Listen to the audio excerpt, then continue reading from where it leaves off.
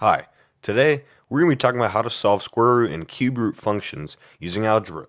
So here are the steps to solving these kind of equations. You want to first isolate the radical. The radical is the part in the equation that has the square root or cube root in it. Next, you want to raise each side of the equation to the power of the radical, and this would allow you to cancel out the square root or cube root in the equation. Next, you want to solve the equation, solve for x, solve for whatever variable you're using. And finally, you want to check the answer, or check your answer that you get. This is important because sometimes you can get extraneous solutions which do not match up. And so here's some practice problems. Okay, for the first problem, we have x minus 7 square root equals 3. So the first step, we need to isolate the x minus 7 term and get rid of the square root term. So the first step to doing that is squaring both sides. So we have x minus 7 square root equals 3 squared.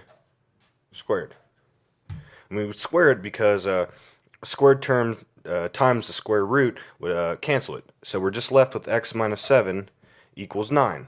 So now it's simple. All we do is just move the 7 to the other side, and we get plus 7, x equals 16. And we're not done yet. We always need to plug our answer back into the equation to make sure it works out.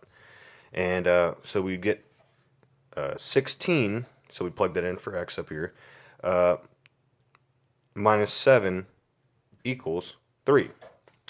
And so 16 minus 7 would be 9, and equals 3. So the square root of 9 is 3, so 3 equals 3. So that would work out. So yes, 16 is our answer to this problem. Okay, for the next problem, we have 5x plus 1 to the square root minus 6 equals 0. So for the first step, we need to always make sure that we isolate the square root term. So we need to subtract 6 from, or add 6 from to both sides. So we get plus 6 and plus 6. So we end up with square root 5x plus 1 equals 6. So next we need to cancel out the square root term by raising both sides to the power of 2. And so the square root cancel on this side, so we're left with 5x plus 1 equals 36. So next we just need to solve for x. So we need to first subtract 1 from both sides, and we get 35 equals 5x. So we get 5x, or so we need to divide 5 for both sides, and we're left with x equals 7.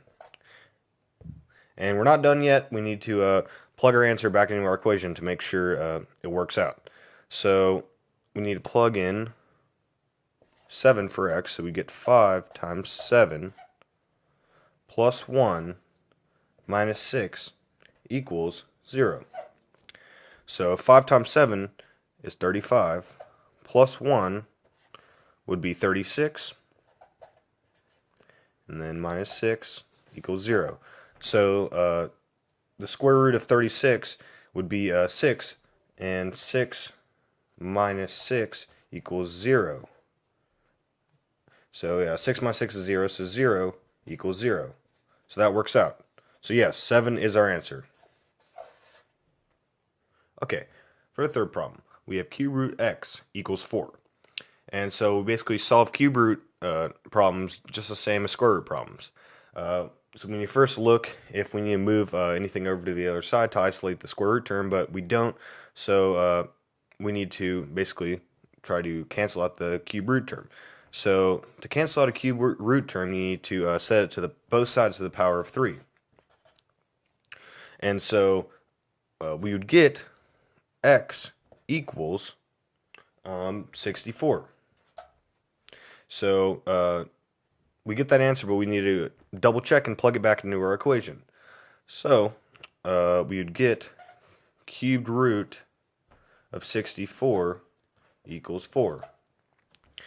And cube root of 64 is 4, so 4 equals 4. So yes, that 64 is our answer.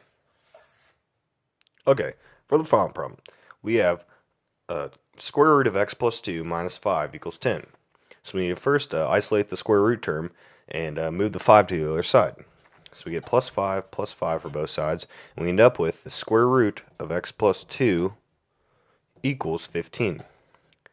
And so to isolate the square root term, we need to set both sides to the power of 2.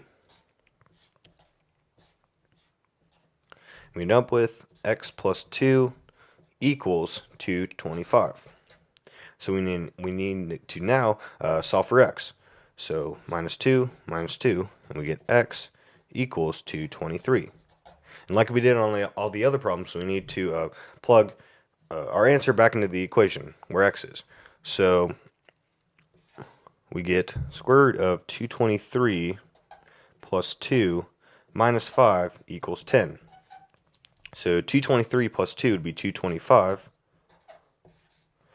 minus 5 equals 10. So the square root of 225 is 15, and 15 minus 5 is 10. So 10, yes, this does work out. 10 equals 10. So 223 is our answer. To conclude this video, here's just a few tips on how to solve these equations easier. So first, you always want to check your answers. This is a common mistake most people make is when they find an answer, they think they're done. But really, you're supposed to always double check your answer and plug it back into the equation to make sure everything matches up. And next is another common mistake. Make sure to always first isolate the radical when solving the equation. You always want to make sure the square root term is on one side and move everything else over to the other side before solving the equation. Next is you always want to pay attention to what the radical is raised to, if it's a cube root or if it's just a regular square root, so you know what power to raise the rest of the equation to isolate or to get rid of the square root or cube root term.